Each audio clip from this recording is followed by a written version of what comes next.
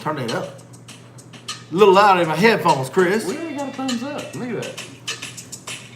It goes on and on. The Fish Life Podcast goes on and on. Yeah. What's going on?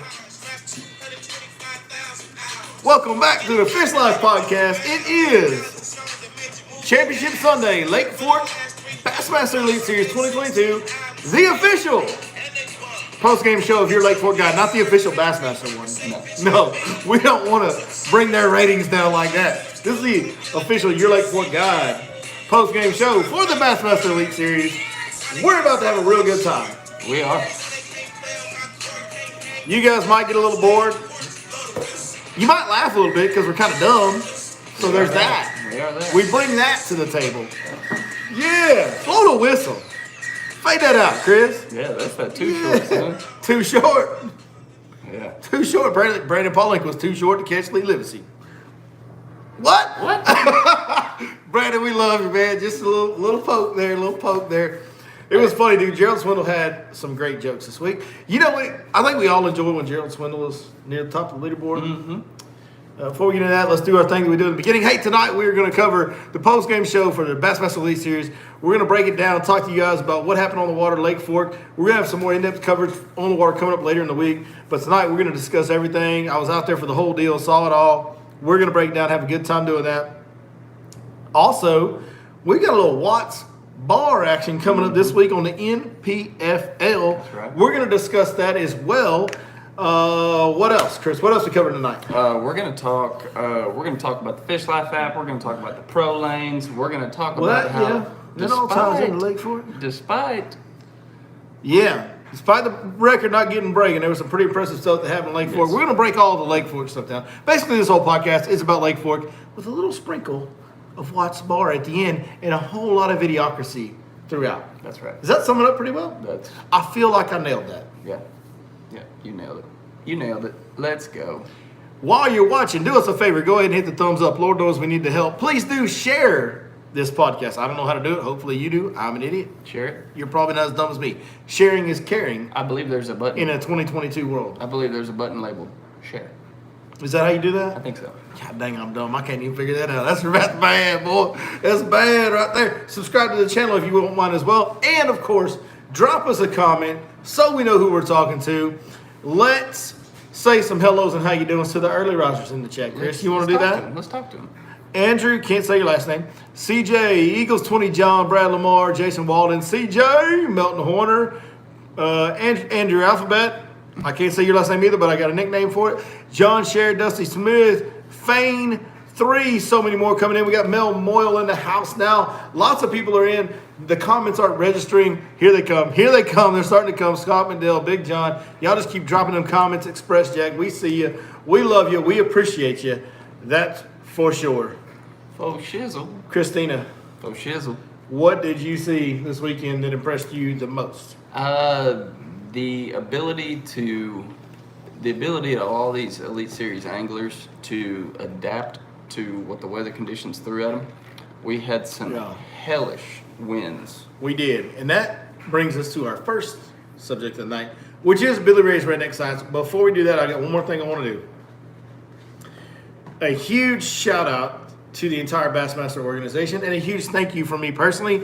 They are so accommodating to me and let me get backstage and harass all these guys and get interviews, and you guys are going to get to see all that content. So we all, as a Your Lake Fork Guy family, including all of you guys that are watching now or watch ever, we all owe Bassmaster a huge thank you. So big shout out to Bassmaster as an organization from everybody. Davey Height, Dave Mercer, the people behind the scenes that nobody knows, like Miss Mandy, who gets me access to all the media places that I need to be.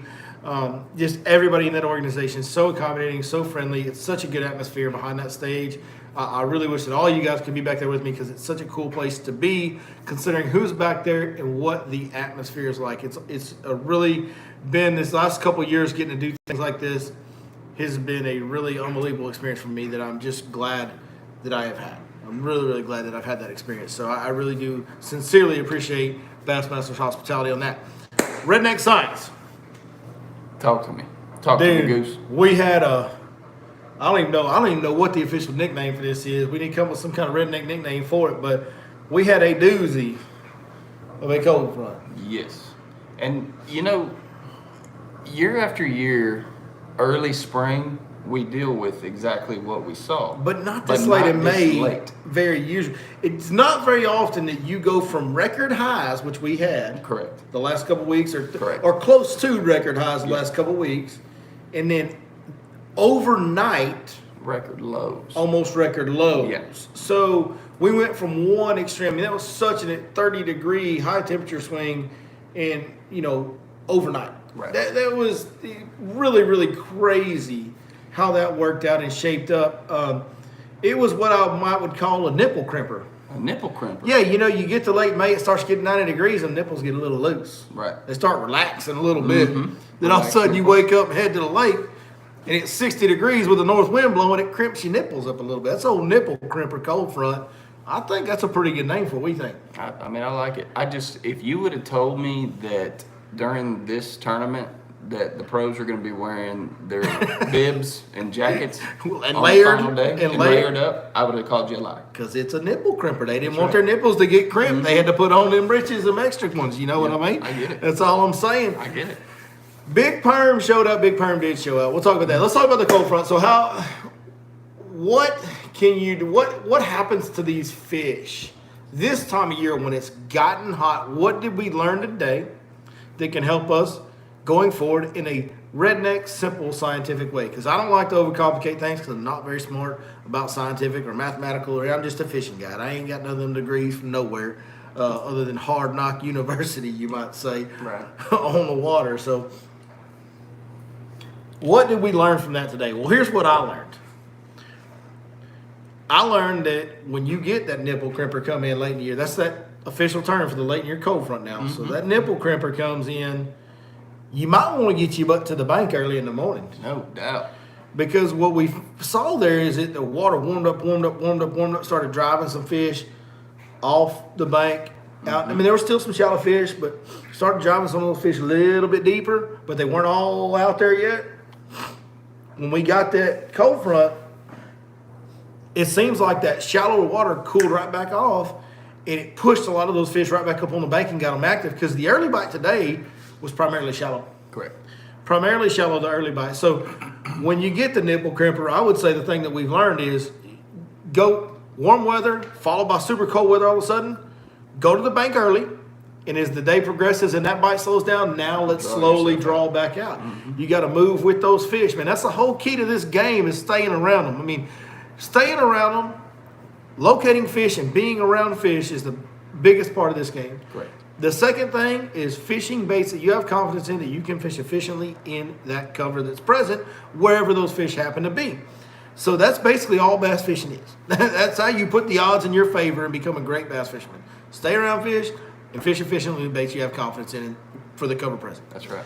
So as those fish move to the bank, because of that nice little cool off, push them up there, get them active. Let's get on the bank, let's catch those. Then let's slide back out slowly throughout the day. Maybe back off a little bit at first, and then back all the way out later in the day, like we saw with the big catches coming at the end of the day for Gerald, for Lee. Unfortunately, not for Brandon, but for a lot of the guys caught those fish offshore. Mark Frazier started kind of getting on at the end of the day off the bank, and he did it the best today. Yeah, no. Mark Frazier won the one-day event today. No doubt. I don't know a lot about Mark Frazier. He's fairly new on the Elite Series and all that, but Mark Frazier got up there on the bank, on a shallow hard spot, made hay, caught a limit right away, didn't catch a lot of real big ones, caught one or two big ones off that. And then as the day went on, he found himself, and I know where he was fishing. It's a very public community area. It's right by one of the busiest boat ramps on the lake and right by one of the busiest bridges on the lake. And that joker found him a point that extended out right there, and just, man, he got out there on them fish and he caught some heads. Mm-hmm. He caught some heads, and so did Lee. At the end of the day, caught that 8-pounder in the last hour. We didn't get to see that one live, but Lee did catch an 8-pounder in the last hour or so on his offshore stuff. It was interesting to see what Lee did today. Now, first of all, congratulations, obviously. I think everybody's going to beat it over the head, but congratulations to Lee. Winning 2 in a row in your home lake. It's pretty easy and evident to see how much that tournament means to him. Yes. When you see his reaction, to how he reacts to every fish catch, every fish loss, how he reacts on stage with his family and friends there.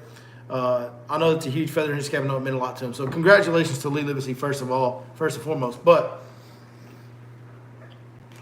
and I don't know that this showed up on live because I can't really video this part on live, but Lee kind of ran to a couple of his spots early, and he did, I think, hit a point a little bit shallower early on than what he has been doing.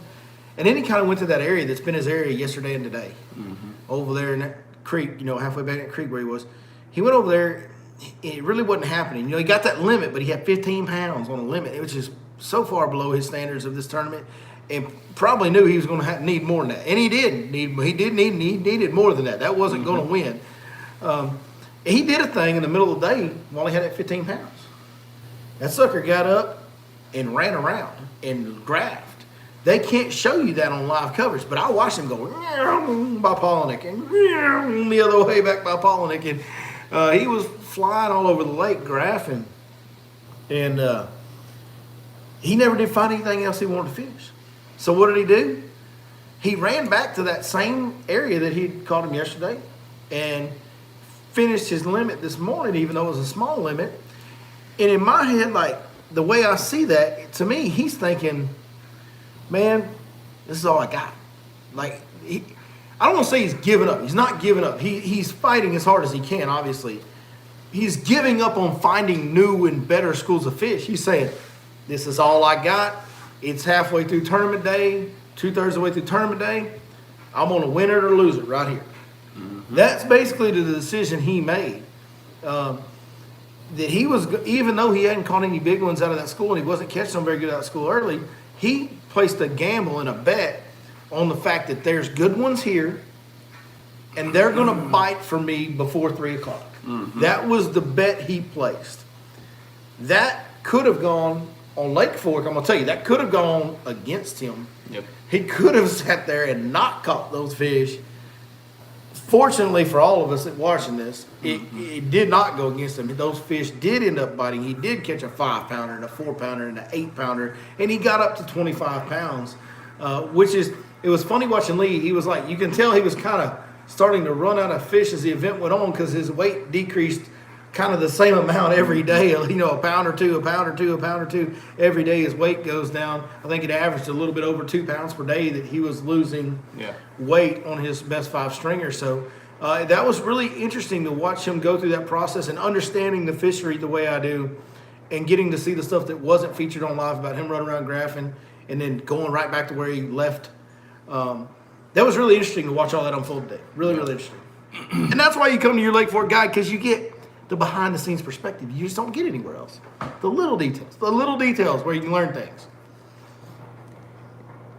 Yeah, I think, man, like you said, congratulations for Lee.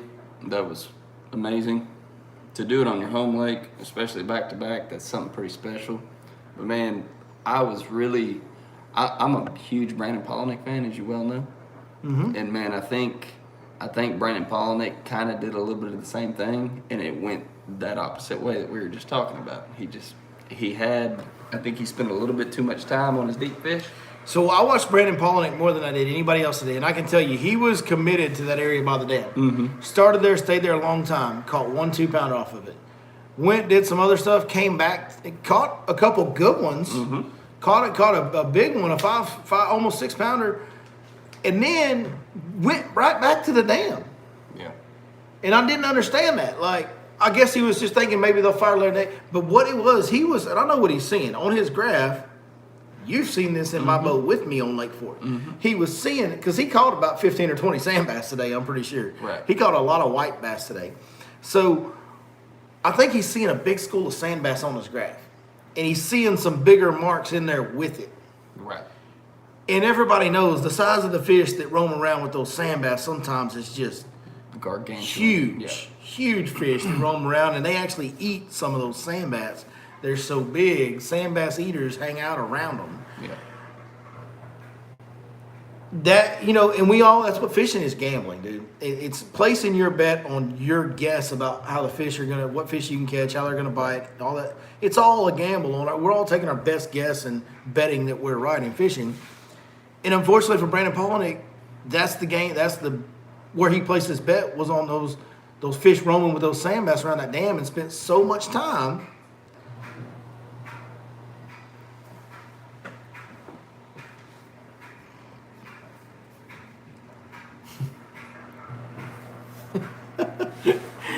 Roger Nixon. Okay, good. That's hilarious that was brought up. Mm-hmm. Anyways, yeah, Brandon placed his bet, spent a lot of his time in that dam area around those sand bass fish that were hanging around the sand bass, and it just didn't. They didn't have fire for him, They didn't have fire for him, and he had a bad day by the rest of his standards of this tournament. He caught 17 pounds. It's funny we come like for you catch 17 pounds and you're like, that's terrible. Right. Most places you go, it's a pretty good bag. It's terrible on Lake Fork, but it's just the way that this tournament unfolded for Brandon on the last day. Unfortunately, it was a great tournament, man. I want to get into a couple other things here. Mm-hmm. We talk about the Fish Life app a lot on here. We work really hard on it. We're really proud of it. The Fish Life app is LYFE, spelled with a Y. And we have a Lake Fork premium package. We have a bunch of lakes where we have premium packages on.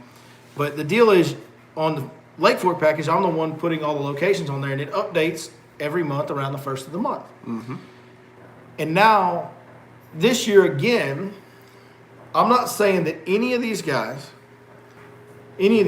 are using the app to find a spot. I do know some of the guys subscribe to the app. They've told me they have. It's legal for them to do it. It's available to the public, so they can use it as a tool to practice or whatever have you. Roger, we're going to get to it. Just be patient with me. I can't believe he doesn't know the answer to that. Yeah. It's so funny that he doesn't know the answer to that. But these guys, some of them use it, but here's what happens. The best in the world gather at the Bassmaster League's best anglers in the world. They come here, or MLF when they're here, Bass Pro Tour when they're here. Those best anglers, all those guys, those two groups are the best anglers in the world. Every time they come here, whoever is the best out of those that week, whether he used the app or not, ends up fishing areas that are featured on the Fish Life app. Mm-hmm. So what that tells you as a consumer, a potential consumer, is that I'm so distracted by Roger Nixon right now. Yeah. Is that the best of the best are ending up on those spots. So if you subscribe to the Fish Life app, you're going to know the types of areas and the types of presentations that are holding the best fish. Mm-hmm. The professional tour level winning caliber fish are on these areas that are on the Fish Life app. There is no other app on the market that can claim anything close to that. Correct. No, none. Zero. So if you're coming to Lake Fork or any of the lakes that we feature on the Fish Life app, I would highly suggest you might want to try that out. Yes, I'm selling it. It's my product. But the proof is in the pudding, because Lee, even though I'm not saying he used it to found it, I know Lee didn't use it. Lee fished a couple of spots throughout this tournament featured on the Fish Life app. Brandon fished at least one spot I know of. I can't remember all the spots Brandon fished, but at least one spot I know of Brandon fished was on the Fish Life app. Gerald fished at least one spot I know of on the Fish Life. That's 1, 2, and 3, guys. That's 1, 2, and 3. We're all hitting a spot or two that's featured on the Fish Life app. So last year when Lee won on that shallow point and he caught most of his weight there, it had been on the Fish Life app for 2 months. For 2 months. MLF, same deal, man. Same deal. I mean, Alton Jr.'s fish and his winning fish were literally within yards of a waypoint on the app. So it is what it is. The Fish Life app is for real. It's here to stay. It's the best help and advice you could ever get going to a fishery. Correct. It just is. So the other thing is the pro lanes. We just came out with the Your Lake Fork Guide Pro Lanes. Now, I spent a ton of time idling every corner of the lake while the lake was low this winter. We came out with a lane ship, got them all exactly how we wanted them, marked hazard waypoints on them, had lanes that are good and 3 foot low and higher, lanes that are good and 6 foot low and higher. You guys have heard that if you've been watching the channel. This week, the Elite Series boys got to run them. Some of them did. I know Alex Redwine ran them. I know Brian New ran them. I know Patrick Walters ran them, and a few other guys did as well. So, I'll tell you this, Patrick's had a lot of experience and success on Lake Fork in the past. We know that. He's won here. He's finished second here. Patrick told me to my face that he ran to places he's never thought about running to using the Your Lake Fork Guide Pro Lanes. He was able to access parts of the lake more efficiently and get to areas he would never think about going because of the time investment getting there using the Your Lake Fork Guide Pro Lanes. And these guys run this lake hard as they can. And every one of them that I talked to that use the Pro Lanes hit nothing for a minimum of 5 to 7 days of fishing on a low, dangerous level Lake Fork, none of them hit a stump. So that's pretty much proving the pudding on that. So, yeah, boy. Yeah, boy. All right, I guess we can break into this real quick before we continue on, because Roger Nixon is wanting to know who Matt Robertson blasted at breakfast this morning. He thinks that we already covered it. He came in late. No, we didn't cover it. It's really ironic that you asked this question, because it was me. That was me that he was talking to. I think there's a big miscommunication or misconception going on here. Yeah.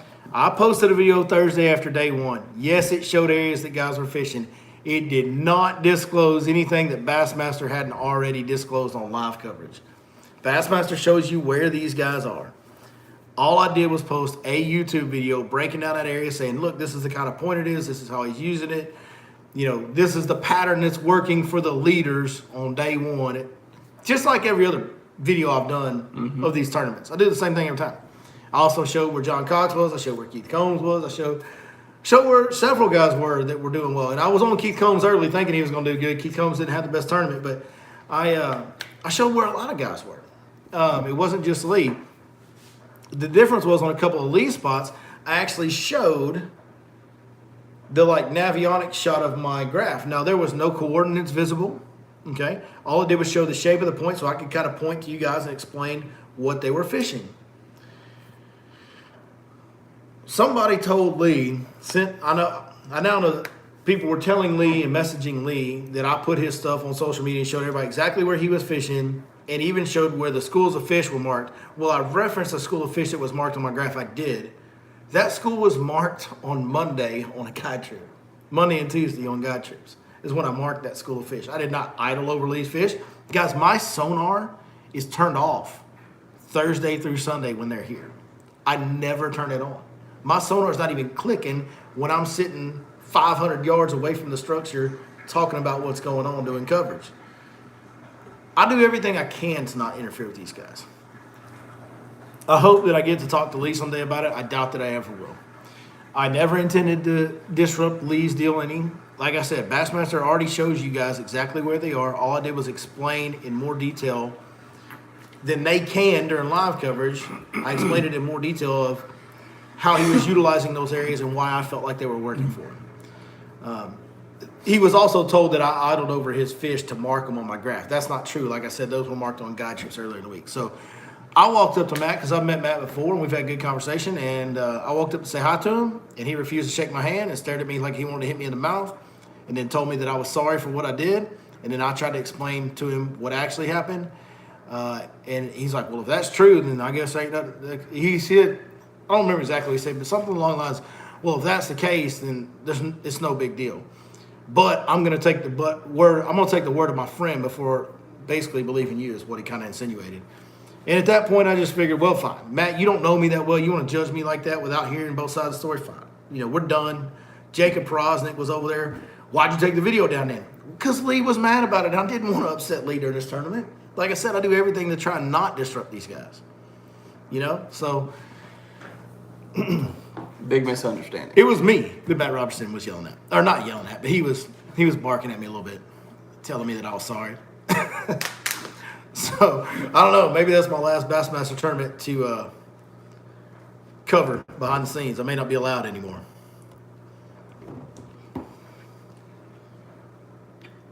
Yeah, I know. Dude, if those guys would actually pay attention and watch, they would see that I'm the one that's encouraging people to stay away from them. In that video, at the end of it, there was a note that said, please respect these guys' time on the water. Please do not fish while they're here. Once weigh-in at 3 o'clock happens on Sunday, go blast them. Yeah, I don't. I go out of my way to try and do things the right way for those guys, and I really do respect them, and it is an honor to get to be around those guys. But yeah, Matt, and understand, I think Matt thought that I was doing something wrong. Obviously, he thought I was doing something wrong, but I think he didn't have the whole story. I don't think Lee had the whole story. I think Lee got, you know how, there's the Lake Fork rumor bill, right? I think Lee got the story from some guys that are just always looking to start things up anyway, especially with me, because they don't like that I've been successful, you know. Probably some other guides or just dudes that hang around the lake that listen to other guides that don't like me, and they're messaging Lee the night, Thursday night or super early Friday morning, and it caused a stink, man. It caused a real big stink. No, Bass didn't contact me. No, nobody from Bass. And I was up there yesterday and today in the trailer, around the trailer, all around, backstage, talking to guys. Nobody said a word. Nobody said anything except for Matt in Tiffany's. And he only said something because I tried to walk up and say hi to him. So it was technically my fault, but I was just trying to be nice to Matt. But it is what it is, man. I think it's all like everything else that goes on out there. It's getting blown out of proportion in back channels and rumor mills. And it's not really out in the public eye. And so, like, there's a lot of stuff like this that goes on that you guys never see. Yeah. The only reason we're even talking, we would not even mention it tonight if Roger Nixon didn't ask me who got blasted by Matt Robertson. Well, it was me. Guilty. So, Brosnick was like, well, why'd you take the video down then? Well, I took the video down and I cut the parts out with the map in it because it upset some people. So I didn't want to do that, so I took it out. I still don't think I did anything wrong. Right. But whether I think I did anything wrong or not, if it's bothering the guy leading the tournament, I'm going to do what I can to appease him and let him go on and have his week, Right. And me and him are on the same pro side. Like, we both work with 6 Cents. I don't want to cause a disruption for anything that's going to negatively affect 6 Cents either. So. Like I said, big misunderstanding. More or less. Yeah. More or less, that's what it was. Yeah. Much to do about not much is what it was. So, all right, let's get on to this now. We were calling, or I especially was calling, and I think a few people were. I mean, I talked to Mercer and Davey right at the launch on day one, and they were kind of looking like they kind of thought it might happen too, but, we were looking to see the all-time record broke. We were calling for 135, 140 pounds total, and it ended up at 113, which is kind of always where it ends up.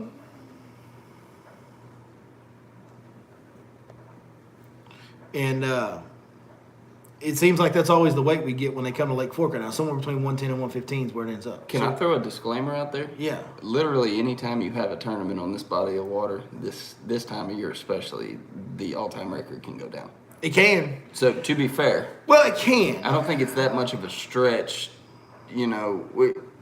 The last couple of years, we haven't really called for this. This year, everything kind of set up to where it could potentially be stars aligned. It got closer to being right. And right. All that happened was essentially wind and a cold front. Correct. 3 days of crazy wind, like crazy wind. And what really made me call for the record, honestly, was my 3 days leading up to the tournament. My experience Monday, Tuesday, Wednesday before the tournament. I was on the water all 3 of those days. Granted, on Wednesday, I was only out for a few hours just to film a little bit. We only caught 7 or 8. But in like a few hours, we had 24, 25 pounds. Yeah. Me and Cody Mays did. So I was like, dude, surely if we're doing this, one of these guys is going to just... Yeah. Turns out, rarely ever happens, but even talking to those guys about their practices throughout this event, I just happen to be on them as good as most of those... I never am is on them as good as those guys. That particular stretch of days, I was kind of on them as good as anybody in the field was. Just got lucky, got on the right fish that pulled out early, and I landed on them. But I thought because I was doing that, and these guys are usually always, significantly better than what my results are, I just assumed that one of them was going to catch a whole lot of weight. Right. And I was wrong. And it wasn't. I think if we would have had a little bit of wind conditions, it could have opened up more of the lake to these guys, let them share and split up some schools a little better than what they could. Heard a lot of guys talk about the lake fishing small being a little crowded. Mm-hmm. I think the wind created that because what wind does, and you'll hear me say this over and over again on this channel, wind limits things, okay? Wind takes options away when you're fishing. It takes areas of the lake away and it takes techniques away is what it does. And so that makes a lake that's low, mostly fishing offshore, fishing small, and then it makes it even smaller because it limits some of it. So I think that kind of worked against us in that deal as far as the chase for the record, and I think that's the main reason. And then this cold front didn't help us none either. I mean, this cold front on the last day, even if we would have been on pace to break the record, like let's say we had a guy that needed, you got to average 33 pounds to get the record. Let's say we had a guy that was sitting at 99 pounds and he needed, let's say he was sitting at 102 pounds and he needed 30 pounds on Sunday to break the record. He probably wouldn't have got it because of the cold front. So we just got kind of a little bit, in a way, unlucky with the weather this week, and that's really why the record didn't go down.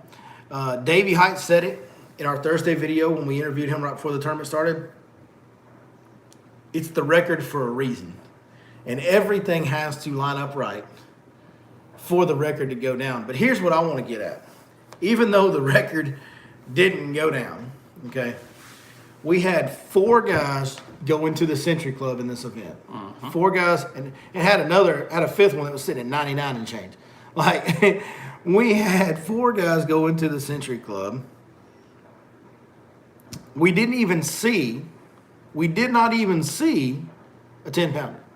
Nope. How many times does that happen at a Lake Fork tournament, Chris? Not often. Almost never. All of these pro-level events, we've seen 10-pounders.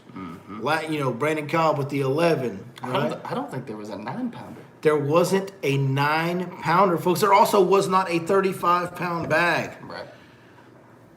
Even that shows you, like, to me, that almost says more than blowing it out. The fact that it's so consistent that we can have all those guys break 100 pounds when nobody got, like, a huge weight to offset a bad day. Right. These guys that were in the top 10 didn't have any bad days. Right. Brandon Pollock had about one of the worst at 17 pounds. I mean, that was one of the worst days of all those guys. But we had so many guys that caught over 20 pounds every day. Guys, Todd Otten caught 23 pounds a day for 69 pounds. He didn't make the top 10. He caught 23 pounds a day. Go back and look at tournaments on Guntersville. Go back and look at tournaments on Okeechobee, on Clear. Look at tournaments anywhere in the country you want to. There are plenty and plenty of times when 23 pounds a day wins on those great storied fisheries. 23 pounds a day wins on Guntersville at times.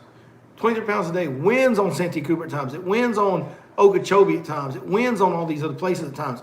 At Lake Fork, you're going to go over 100 no matter what. And you're probably going to be between 110 and 115, even when the wind blows 30 miles an hour for 3 days, and then you get old nipple crimper come in on you. That's right. You know what I mean? You don't really like my turn for that very well. You think I can do better? I mean, no, that was good. I like it. I was just going to say, look at the guys that didn't make the 2-day cut. I mean, look at some. Yeah, they're catching 18 pounds a day, 17 pounds a day? Yeah. Yeah. I mean, on any other lake that you go to in the country. And that's with 30-mile-an-hour winds. Yeah. For 2 days. Like, I drove all over the lake chasing them guys on Thursday. I can tell you it's as rough as it ever is. I mean, it was gassing. Yeah. It was Lake Fork was as rough as it pretty much, it's about as rough as it ever gets on Thursday and Friday. A few times I've seen. Yes, he did. That's what we're calling those late season cold fronts, is the old nipple crimper right there. That's what he said. Somebody asked if I could have said what he nipple said. crimper. But only a few times have I seen Lake Fork rougher than what it was Thursday and Friday. And Saturday it wasn't really much better. It was just blowing. And rather in fishing type conditions. Yeah, and dude, these guys are wanting to fish out off the bank. Yeah. That's where the wind's the worst. It's where it's the worst. So it's just. Yeah, I mean, I tune in and I watch Polinick, and I know that he's probably in the most protected area of the lake from the wind. It's blowing out of the south, and he's on the dam. And dude is still bouncing. Yeah, he's as far south as he can get in the lake, and it's Yeah. blowing out of the south. So he is as protected as you can be, and he's still bouncing. Yeah. What about Brian New, dude? Brian New had a good dude. I like Brian New. Dude, Brian New's I like watching Brian New. He's funny.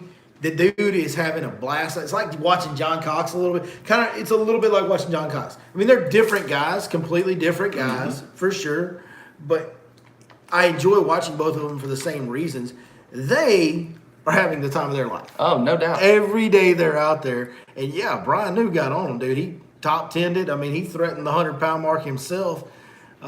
He caught one, and it was just He was funny to another me. one that was on some fish life spots. I'll tell you all that. He was. He caught one, and it was just funny to me. I'm watching it. He picks it up, and it's like a 7-pounder. And he goes, oh, that's a good one, I guess. Just nonchalant. Did you see how fast he just reeled that crankbait that one time Oh, today? yeah. He was Oh, like, yeah. I'm going to burn this crankbait. He was Dude. literally doing this with a deep diving Those guys. crankbait. I was like, yo. Dude, those guys got to have Popeye forearms to be able to do that. Man, I don't know what he was doing. He was getting it with that crankbait. I'll tell you man. another one. I was watching Hudnall fish, and he impressed the hell out of me, too. Derrick Hudnall. He had a good derby. He's had a bad year. He's had a tough year in this. He needed this, and he even said he needed it at the weigh-in today. He had a good tournament. Dude, he is, he's a stick. Hudnall? Oh, yeah. Yeah. He sure was this week. I remember seeing him flip out. He picked up a spinning pole, and I remember thinking, no, don't do that. You realize all these guys are real good, right? Like every one of I them. get it. Are real good. I get it. Okay. I'm just saying, given the conditions to key into different things, that's pretty insane.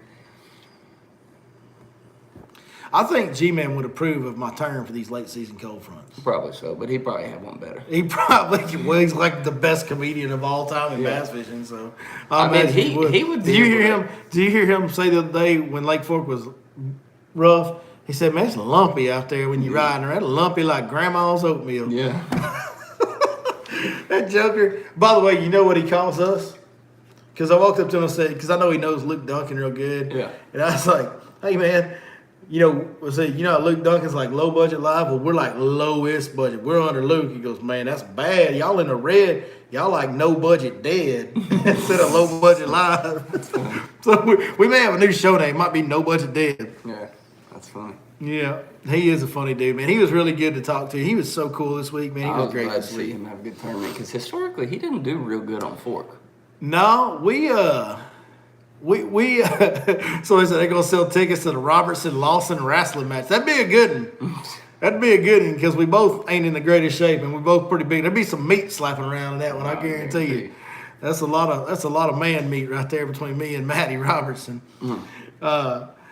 No, he's he's just the G-Man thing, dude. Everybody wants him to win. Is he? What do you think? Is he ever gonna win one? At this point, I don't think. Honestly, I think at this point he's made peace with it. He's one of the greatest to ever do it. He's won multiple Anglers of the Year. He's always in contention for Angler of the Year. He's not far back this year. He's probably not going to win Angler of the Year this year, obviously, but he's not like way down the list. He's doing really well in Angler of the Year this year. He's just so consistently good. Like It honestly blows my mind he's never won one. he is the greatest bass fisherman to not win one. Yes. I can't think of anybody close that's in his caliber that hasn't won one. Yeah, I can't. Every time they throw that little snippet out there, if he's never won one, it's like I forget. It's mind blowing. Yeah. It's like I forget. I'm like, oh yeah. What do you think he's ever going to win one though? I mean, surely, right? Surely. He has to. He has to. He's so consistent, and consistency. He's getting up there now. He got a lot of gray hair. Yeah. That hair's turning white, boy. So does Rick Clun. That limp's getting a little slower. So does Rick Clun. Yeah. But Rick Clun's won his whole life. I know. I mean, come on, that's a different animal there. But is it though? That's a different You're animal. bringing age into it. I mean, that don't mean nothing. I know, but like Rick Clun won 4 Bassmaster Classics I get it. and won I don't know how many derbies, like all of them, his whole life. So when he got one more win when he was old, that doesn't mean that a guy who's never won is going to win one when he's old. I mean, I hope he does. I hope Gerald wins a dozen of them before he quits. Swindle's gonna win Pickwick. Swindle's. He's gonna win Pickwick. You're picking Swindle for Pickwick? That's it? Yeah, sir. You're picking Swindle for Pickwick right now. He's winning it. Okay. Well, you do have number 1 pick next. You are next I'm in the just throwing it rotation out on there. number 1 picks. He's getting Pickwick. You just made it. I'm not even going to let you change it. You can't pick Swindle. Polnick. Swindle. Because guess who's going to pick Polnick? No. Yeah, I'm sure. By the way, let's talk about the picks. Let's bring it up. Let's bring it up. Because I gave you a hard time on that You Lake of the... sure did. Was it Lake of the Ozarks one that I got you so bad on? Yeah. I got you bad on Lake of the Ozarks. Well, I got you bad on Lake Fork. Keith Combs and Brandon Carr did not do very good for you. No. Boy, but Stetson Blaylock didn't do. We were pretty terrible as a whole, except you had Lee and Brandon. So that's Yeah. You had 1 and 2. That's pretty good. That's a hell of an average keeper right there. That's pretty. That brings that bottom end up a little bit. Yeah. Yeah, I didn't do good. I don't even know who my highest finishing pick was. I know I had Patrick as well. And I mean, he made the cut, but he wasn't up there. I think Carl Jakobsen was actually, or no, Jason Christie or Carl Jakobsen were your two highest. Yeah, so, well, also 3 of my guys made the cut. Jason Christie, Patrick Walters, and Carl Jakobsen. Mm-hmm. None of them made the top 10. No. Keith Combs and Brandon Carr didn't even make the cut. You had BP and Lee, 1 and 2. And John Cox. You had Stetson, who didn't make the cut. Taku, who didn't make the cut. But you had John Cox, who didn't make the top 10, but he did make the cut. Mm-hmm. Man, yeah, you got me. I got you this I don't time. think you got me as bad as I got you on the last one, because you were like way down there on all of yours on the last one. But you got me. You whipped my butt. I got you. Sun shines on a dog's ass. Born to Fish says, I had Lee, BP, and I subbed out Swindle last minute because I pick him a lot and it's burned me a couple times. Good call, idiot. That's not me saying that. You said that about yourself, just for the record, folks. Yeah. I did not say that to him. But, I mean, I'm not going to argue with you. If we're being real, I'm not going to argue with you. You subbed out Gerald Swindle, which I understand why you did. Like we said earlier, he doesn't have a great track record on this fishery, but it is what it is. It bees what it bees sometimes. What happened to Combs on Fork? I do not know for the life of me what happened to Money Combs on Fork. Other than, I will say this, he's going to crank them. No matter what, he's going to try to crank them. Mm-hmm. And even though we saw some crankbait fish get caught, let's talk about this for a second, the baits and techniques that were used. We saw some crankbait fish get caught, no doubt about it, especially on day one by a few guys. But I told you guys leading up to this deal, man, and I'm not a crankbait expert by any means on deep diving crankbaits. I shallow crank a lot more than I deep crank, but I just could not, and I can usually get some fish to bite a deep diving crankbait. I could not get a bite when I was catching all those good fish the week of. My customers, I'd have them throwing a big worm, swim bait head, whatever, and I'd pick that deep crankbait up and throw it a bit. Usually when I throw that deep crankbait, I'll get at least one bite on it. I couldn't get any bites on it. Yeah. The deep crankbait bite just wasn't as good as it usually is. And we talked about how that big worm would be, if somebody picked up that big worm, it'd be a factor. Well, Swindle basically rode that horse till she bucked him. Swindle rode that big worm on that shaky head for all it was worth. Yep. I got an interview with him that he even called it Big Perm. Really? Talking about the Zoom one because he's a Zoom guy. But he's like, it's like that movie Friday, Old Big Worm. And then he's talking about 20, 40. I didn't smoke your stuff. Yeah. It's a great interview we got with Swindle coming up. But the worm and the jig, which is, a similar presentation bait. Usually when they bite one, they'll bite the other. Sometimes one better, but they'll bite both of them. When they bite that big shaky head worm, they'll bite that big jig. And that's really what Lee won this thing on. He caught a lot of key fish. I saw somebody comment the 500 DD crankbait from 6 cents. No, he caught them on the 300 DD. It's like the 6XD and the 10XD. This was the 6XD version. He caught them on the 300 DD series crankbait from 6 Cents Fishing. And then the bait that won the tournament and sealed the deal was 3/4 ounce hybrid jig from 6 Cents Fishing. You guys might ought to go pick some of them up over there at 6centsfishing.com. Make sure you use the code Your Lake Fork Guide. It'll save you 10% on all orders on that deal right there. Those are 2 really good baits. If you're going to fish this summer, those are really, really good baits to have in your hands right there, guaranteed. Yeah. So I'm a fan of the old hybrid jig myself. the one guy that we saw that didn't pick up that big worm was BP. He got flutter spoon crankbait. Well, is that what bit him on the last day? That he never picked up that big worm and big jig. And we saw a lot of the other guys from Frazier to dude, I'm gonna tell you, Lehue. I mean, a lot of those guys were throwing a big worm around. Hey, I ain't nobody by any means, but that spot on the dam where BP was fishing, I fished there around this time of the year a bunch. Yeah. In the Skeeter Owners Tournament, I will live on that dam sometimes. And that big worm on that dam, it works. But I don't know, I ain't nobody. He was fishing confidence, I'm sure, and that's what he was confident in fishing, and he did what he did. I mean, he obviously did good enough to catch 102 pounds over 4 days. Oh yeah. So I'd say that he don't need to be taking any kind of No, he doesn't. Any notes from me? No, he obviously doesn't. He obviously doesn't. But, you can always look back on these things, hindsight's between. You know how hard it is to catch, what was he at? 27, 28 pound average for 3 days on 2 baits, and then change from those on Right, day 4? exactly. You know how hard that is to change from those on day 4? It's hard to get off almost, those, man. You almost go, you got to ride with the one that got you there. Yeah, that's a difficult thing to make that call. Yeah.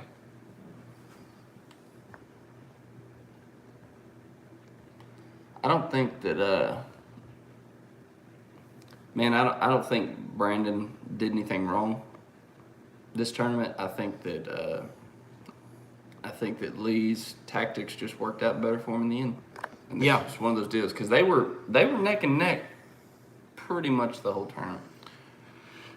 Somebody said Stock Scooter's asking, as he watched a little bit of live coverage off and on day, he didn't see anybody in Little Caney. Why do I think that is? Do I think the fish have migrated out of Little Caney to the main lake? Well, they never migrate all the way out. There's structure in the mouth of Little Caney that fish hold on no matter how hot or cold it gets. I mean, there's some of the deepest water on Lake Fork is in the mouth of Little Caney in that channel. So, no, fish don't ever permanently leave there. And I was catching fish on one spot, but I wasn't catching very many. And on day 1, there was a guy on it, and I'm sure he caught some fish on it. But I had one spot inside Little Caney. There was an offshore point that I was fishing early in the week.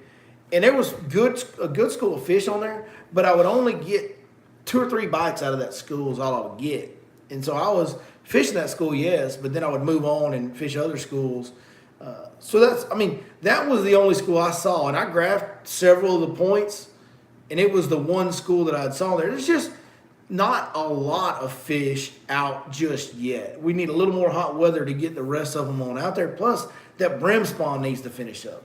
We're riding around a full moon going in this deal, and there's a brim spawn going on, and that's holding some fish close to the bank. In fact, a lot of where Swindle fished, it was about 10 foot deep, 8 foot deep, and he was catching fish outside of brim beds, hanging on that timber. He told us that on the interview that you guys will see. But so there's some things still holding some fish in shallow and mid depths, and so just not all of them, not a lot of them have moved out. There are schools out there, obviously, it's where the tournament was won, but there's not just a ton of fish out there.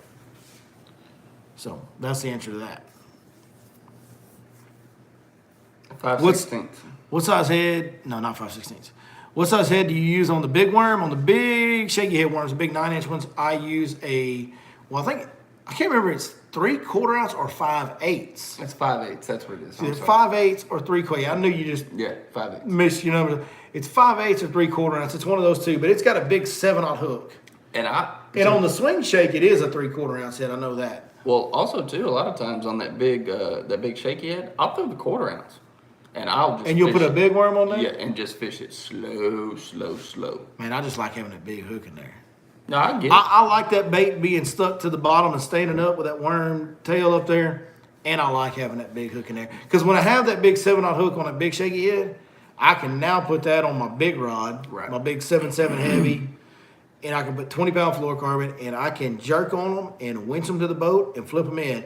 And as we saw this week, you want to take control over bass on Lake Fork, or they'll get you in that timber and they'll get off. So that's the reason I really like using that bigger shaky head is it allows me to manhandle the biggest fish and keep them out of the timber better. Well, and to be fair, a lot of your tactics are specifically Lake Fork tactics. Correct. I fish a lot more other lakes. You do. So that's yeah. Well, and I am, it all makes sense. And you know this, but dude, I'm a power fisherman to the core, dude. I want big, heavy baits. I want big, heavy line. I want big rods. I do not want to finesse fish. I do sometimes if I have to. You know that too. But, man, I want to be and will almost force it at times to throw the biggest version of that. Like, if I'm throwing a jig, I want to throw a big one. Even in the wintertime, I'll throw a 3/4 ounce jig. I want to throw a big bait. I want big line, big hook, and big rod. And that probably is because my training ground of Lake Fork. Correct. Because on Lake Fork, like we said, you do have to take control of those bigger fish, so they'll get you. They'll get off. They'll just get in some junk and get off of you. So we haven't done any of this tonight. Cheers, y'all. Cheers your water bottle, Chris. Even on Championship Sunday, my man don't have a drink. I don't get it. Actually, I do get it, but that's a whole nother type of podcast. Yeah. Yeah. Yeah, boy. Yeah, boy. You know, we didn't see a whole lot of people finessing at all this tournament. Dude, you come to Lake Fork in May, you want to win a 5-fish derby, you better not finesse. Yeah, You're gonna lose. But with kind of the conditions what they were, How are you supposed to finesse at 30-mile-an-hour winds? no, I'm just talking about some of the more shallow fish. Some of the more protected shallow fish, you would have thought you would have seen more of that. Well, that's just not gonna win. You go up there and finesse fish in some shallow protected water, you're not gonna catch as big a fish as the guys power fishing in deeper water. True. That's just, especially with no grass. Now, with no grass in the lake. Correct. The lake was back full. We had some shoreline vegetation, some coontail, some hydrilla in some areas. Whole different ball game then. Do you think? How long do you think it's going to take the lake to fill up? Oh, it'll be next spring. It'll be midway to late next spring at least. Minimum.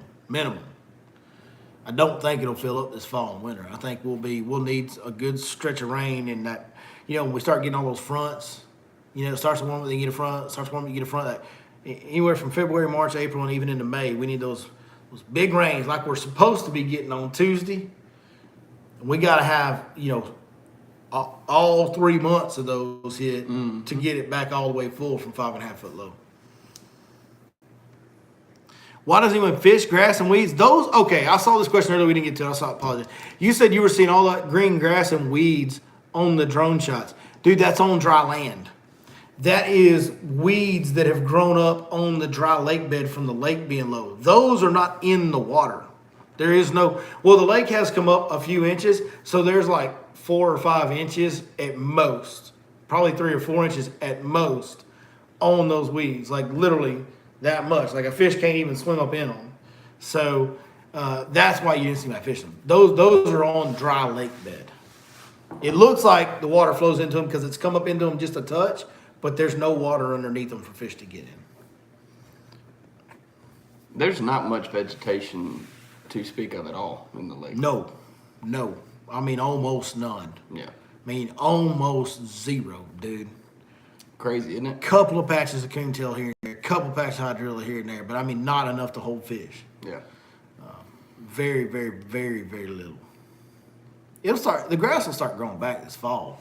And then when the lake comes up, it'll kill that grass, and we'll have to wait on the new stuff to grow back. We'll have to wait on the dry lake bed growth to die and go away, and then we'll wait for the hydrilla coontail to grow. It's going to be a while before we're grass fishing on Lake Fork again. There was a guy that asked about what June's going to be like. I think it was man-child fishing. Thinking about making a trip out here in June. My advice it's going to be some of what you saw this week, but more of it. Like, it's going to kind of be like the offshore stuff you saw this week. It's going to be that and more of it. Hopefully that crankbait bite starts getting better, but it's going to be offshore structure in 12 to 15 and probably more like 15 to 20 foot of water. It's going to be big worms, big jigs, deep diving crankbaits, hair jigs, swim baits on jig heads, flutter spoon, Carolina rig, flutter spoon. I mean, you saw a lot of guys doing that, rotating baits through schools, trying to get an extra bite or two. I don't know what bait they'll be hot on when you come in June, but I know they'll be positioned on that offshore structure. The hotter it gets, the more those fish are going to get out there, the better that deal is going to get. Now, it's going to start getting more pressure now after these guys just exposed the offshore bite. There hadn't been a lot of pressure on them offshore fish. There's about to be a lot of pressure on them offshore fish. I'll tell you this, though. June is one of my favorite times to fish Lake Fork out of the whole year. What's the color of the worm that was in our video? It is called Fake Out. Fake Out is the name of the color. It's a Smash Tech Magnum Crawler, a.k.a. Big Purr. Smash Tech Magnum Crawler, and the color is called Fake Out. It looks brown in your hand. You hold it up in the light, it's like pinkish purplish color. It's a pretty cool color, real different. Almost like a plum. And that was almost a little different, but that was the one they bit for me leading up to this tournament the best. That was my most consistent and best bait leading up to this tournament.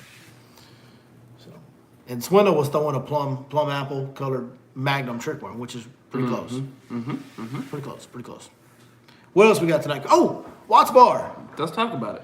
Watts Bar, the NPFL. See, last time, we had tournaments going on that we were talking about. I think we had Bassmaster Tour as well as Bassmaster Elite Series, and those are primarily the ones we cover. We're not very familiar with the NPFL, and that's on us. But we're both busy guys with jobs, multiple jobs, both of us. And so we don't always get to everything we wish we could. But I'll tell you what, there's some hammers. And what reminded me of this was I talked to Patrick when he was on his way home yesterday after the tournament was over. Talked to him on the phone. Okay, and he was telling me that he was headed to Watts Bar to fish the MPFL event.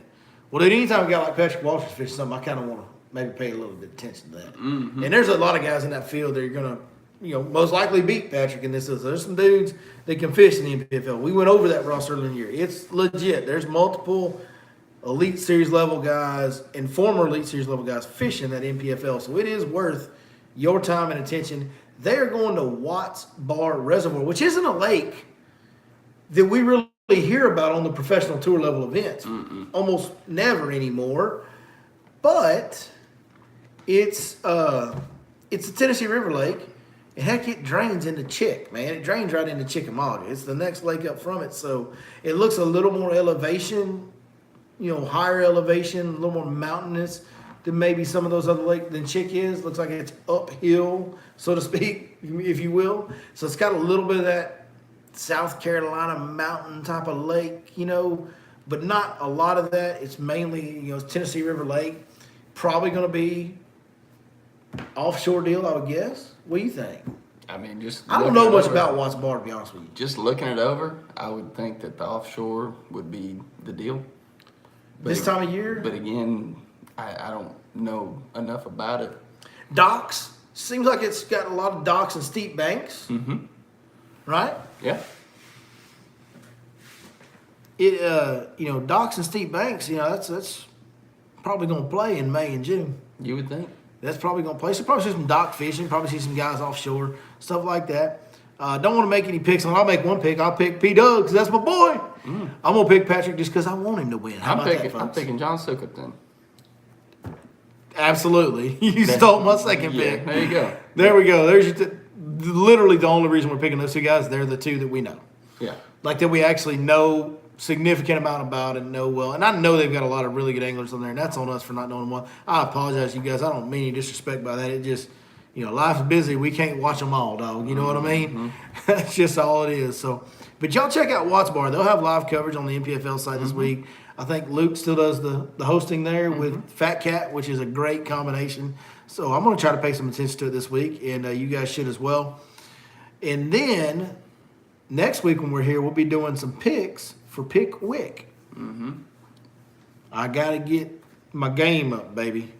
Yeah. I got to get some redemption on you, that's dog. what I had to do after this last one. And it was. Can we talk about the Angler of the Year race and my Angler of the Year pick? Can we talk about that real quick? Yeah, he's leading it, and he's going into a stretch where he should. He's leading. Yeah, he should be. Then they're going to go to Pickwick and probably have an offshore event, which he's going to be good at, and then they're going to go to his homeland.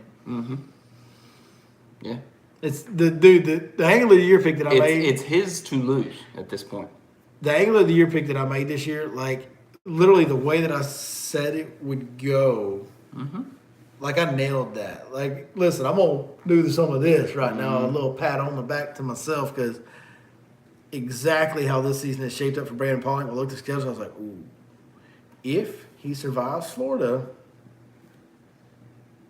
it's over. And it's, it wasn't over right away, and I knew that because he had to get through Florida. I knew that'd be a little struggle for him, but then I was like, Santee Cooper, hell, he's one there. Fork, he's always in the top five. What was the other one that just had?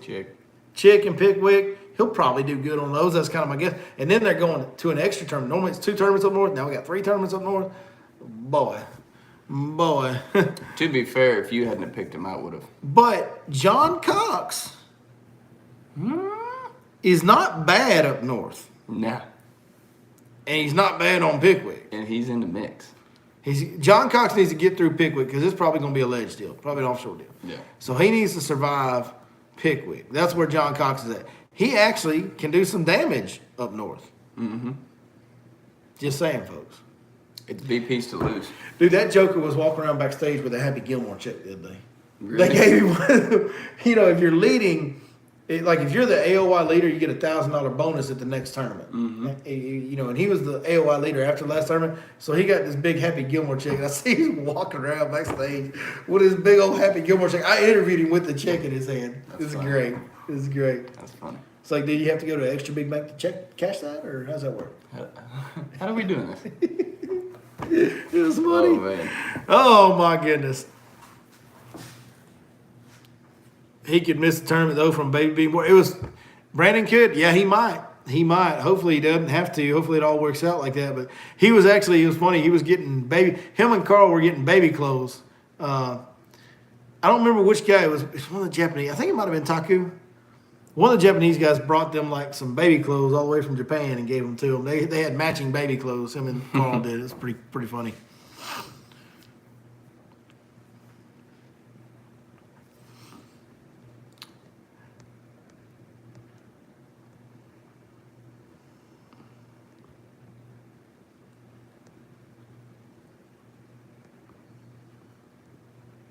I'm just reading comments. Oh, okay. Sorry, got lost in the mix there.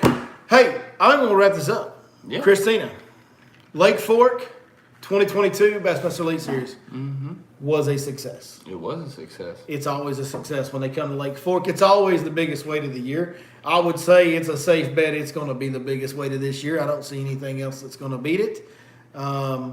If they do, I can't wait to see it. Will we get another Century Club, though, winner? Because we have one at Santee. We have one at Fork. There's some of them smallmouth fisheries that have potential to put out 25 pounds a day. Somebody said this week that Oahe might put out 25 pounds of smallmouth a day. I guess we're going to find And we know St. Lawrence can if it lines up just right. Yes or no? Are we going to see a third Century Club tournament this year on Bassmaster? I say no. I just don't see it. But I've been wrong plenty of times before. Just look at some of my picks. Or mine this week. Yeah. I don't know. I can't wait to watch and find out, man. Chris, thank you so much. Thank you to Bassmaster for all the hospitality this weekend. Most importantly, thank each and every one of you guys for watching as you always do. We don't have the biggest audience. We just have the best. That's all right. there is to it. That's right. And I'll roll with you guys till the day I die. Cheers to y'all on that. I'm going to get Mexican pizza. Do that thing. You just do the thing you do before I told you to do the thing you do. I did. I was queued up. It's like prom night. The Mexican pizza is back. I'm finna go get about 4 of them. It's prom night, man. There's a little premature excitement going That's on around right. here. We'll see y'all later. Whee!